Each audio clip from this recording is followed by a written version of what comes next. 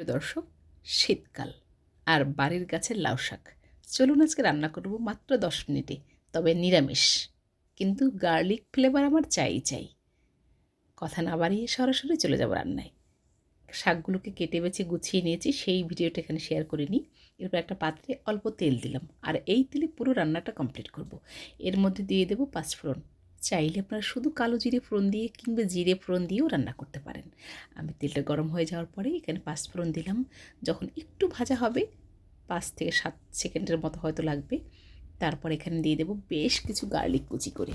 আর এই রসুন তো আমাদের শরীরের জন্য বেশ ভালো, সেই সাথে এর ফ্লেভারটা কিন্তু বেশ ভালো লাগে, বিশেষ করে শাকে। লাউ শাকে তো কথাই নেই। যারা রসুন পছন্দ করেন না তারা তো এটাকে বাদ দিয়ে শুধুমাত্র আদা গ্রেট করে দিয়েও রান্না করতে পারেন। এরপরে একটু ডুমু করে কেটে দিলাম 2 বা 3টে আলু। এটাকে 2 থেকে 3 মিনিট একটু নেড়েচেড়ে হালকা যখন সিদ্ধ হয়ে যাবে, তারপরে দেবো এখানে বেগুন আর সিম। এটা পরিমাণ বুঝে আপনারা প্রয়োজনে আরেকটু বাড়িয়ে রান্না করতে পারেন। আমি একবেলার জন্য রান্না করছি। মোটামুটি এগুলোকে দিয়ে আবারও 1-2 মিনিট একটু উল্টেপাল্টে নেড়েচেড়ে নিলাম। আর এরপরে আমি দেব কেটে রাখা লাউ শাক। তবে লাউ শাকগুলোকে প্রথম অবস্থায় একদম ভালো করে ধুয়ে ফ্রেশ করে তারপরে কেটে রান্না করি। এরপরে দিয়েছি এখানে পরিমাণ মতো নুন। তারপরে ভালো করে নেড়েচেড়ে আর একটু হলুদ দেবো। এই কিন্তু রান্নার টোটাল মশলা। একটু পাঁচফোড়ন দিয়েছি, হলুদ দিলাম, নুন দিলাম, সাথে থাকবে বেশ কয়েকটা কাঁচা পাকা লঙ্কা কিংবা কাঁচা লঙ্কা। হলুদটা কিন্তু আগে দিইনি, পুড়ে গিয়ে কালচে হয়ে যাবে। রান্নার কিছু টেকনিক রয়েছে যাতে কালারটা অসাধারণ আসে। নাড়াচাড়া যখন দেওয়া হয়ে গেছে, দেখতে পাচ্ছেন একটু জল বেরিয়ে গেছে বেগুন থেকে। আর সেই জলে ভাপে কিংবা একদম ঢেকে রান্না করব। নিশ্চয়ই ঢেকে রান্না করে খাদ্য গুণগণটা একটু বেশিই পাওয়া যাবে। হয়ে গেছে। এবার আমি কেটে রাখা লাউ শাকটা দিয়ে দেব। আর এরকম করে অল্প তেলে সবজি সিদ্ধ করেও কিন্তু খেতে পারেন। চাইলে তেলটাকে পুরোপুরি বাদ দিয়ে তারপরেও কিন্তু আমরা খেতে পারি। এবারে কেটে রাখা লাউ শাক, পাতা, কচি পাতা, গোড়া পাতা যা থাকে সব দিয়ে দিই। আর লাউ শাক কিন্তু কখনোই আমরা আঁশ ফেলে রান্না করি না। কাটা হয়ে গেছে, দেওয়াও হয়ে গেছে। এবারে মাত্র 5 থেকে 7 মিনিট ঢাকনা দিয়ে ঢেকে দিলাম। ফিরে এসছি 4-5 মিনিট পরে। দেখতেই পাচ্ছেন জলটা বেরিয়ে গেছে।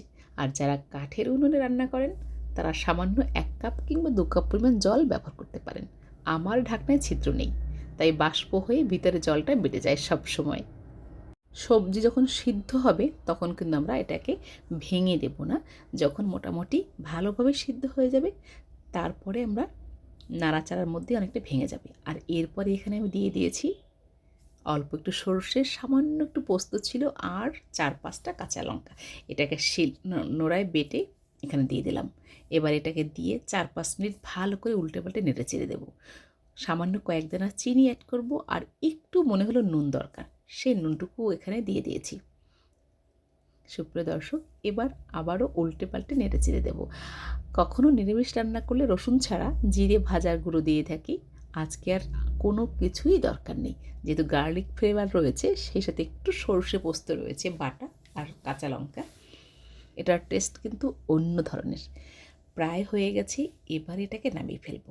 অনেকে আবার এখানে 2-1 ফোঁটা ঘি দিতে পারেন, একটু বোম্বাই লঙ্কা দিতে পারেন।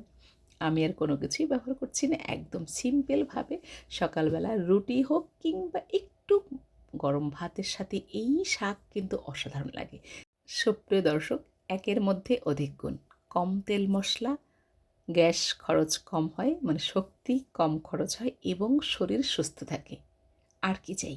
আর যদি এই রান্নাগুলো আপনাদের ভালো লাগে, মতামত জানাতে পারেন, শেয়ার করতে পারেন, আমার পেজে ফলো করে সাথেই থাকুন। আবারও দেখা হবে নিত্য নতুন সাধারণ রান্না নিয়ে।